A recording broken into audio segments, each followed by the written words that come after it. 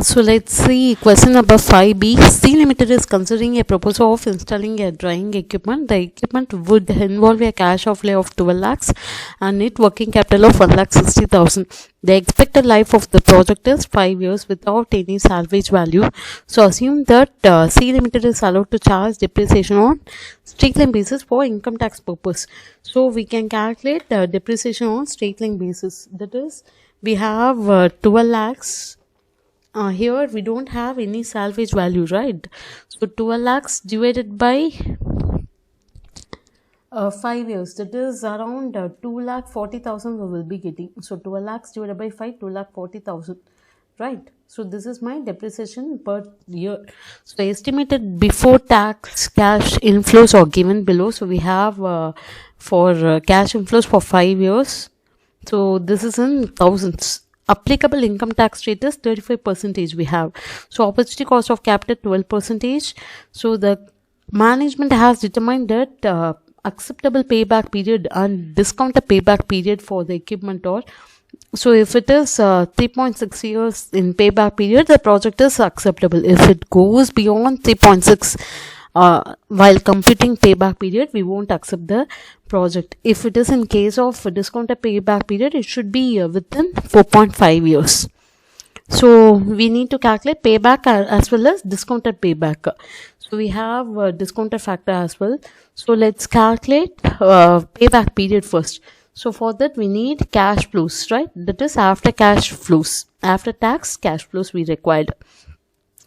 So here we have before tax cash flows, it is 480, 550, 420, 360 and 320. So after tax cash flows, that is we are going to pay 35% as tax. So after tax cash flows will be 65%. So 480 into 60%, 550 into 65%, like that I have calculated here. So here there is an alternate method of calculating as well. So this is the method in which you can save your time, so that I have calculated in this method. So if I am calculating after tax cash flow straight away, then I have to add back the tax savings which is resulted from depreciation. So depreciation we have already calculated 2,40,000. So in this there is no need for me to pay a tax of 35%, right? So I am saving a tax around 35%. It is 2,40,000 into 35%. So 84,000 I will be going to save. So cash flows after tax, that is 312 plus 84. So I will be getting 396, 441, 351, 318, and at the end of the 5th year, it is assumed to be we are going to recover this working capital, that is 1.6 lakh working capital which we invested, right? So that I am going to recover at the end of the 5th year. So this is an assumption. So here 208 plus 84 plus that 1,60,000. So I will be getting 4,52,000. So this is the point we need to be very cautious about this. So I am calculating cumulative cash flows, that is 396 plus 441, that is 837.5, again 837.5 plus 357. So like that I have to calculate this. So my total cash outlay for this particular project is 12 lakhs for this equipment and 1,60,000 for working capital requirements, right? So totally I'm going to spend 30,60,000. So this I'm going to recover in between the 3rd and 4th year. So I want to know the time period exactly. So here my payback period will be 3 years. That is in the year 3 I am recovering 1,194.5. So the balance in 13,60,000 I have already recovered 11,94,500. So that balance I am going to recover in between 3rd and 4th year. So I want to calculate in which year it is going to recover, right?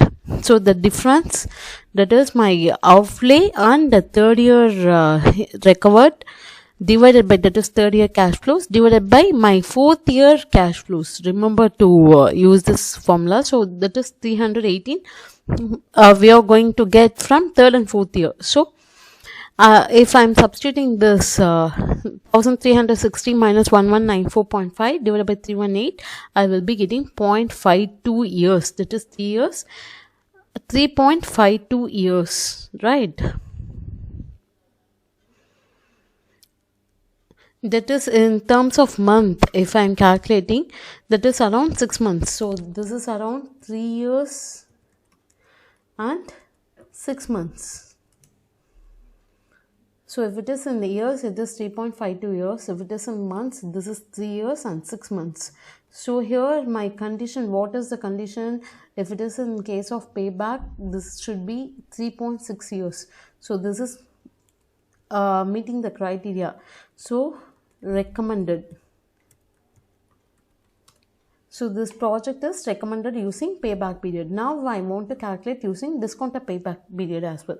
So I have to apply my present value factor, which is already given in the question.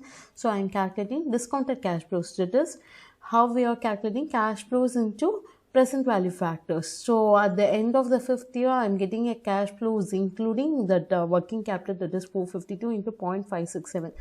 So for this, I am calculating cumulative cash flows. Again, here my project 30,60,000 will be recovered between 4th and 5th year. So discounted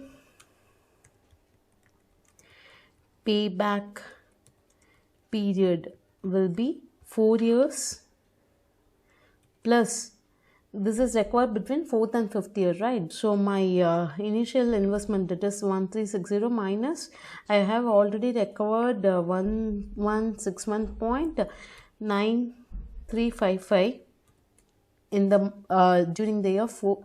So divided by 5th year discounted cash flows, that is 256.284. So I will be getting 4 plus 0.77, that is 4.77 years, which is more than my prescribed limit. So if it is based on, decision is taken based on discounted cash flows, this is not recommended because it is more than my required payback period. That is 4.5 years is my required discounted payback period, but I am going to require more than that. So time taking is more than 4.5 years. So this is not recommended. So hope this is clear.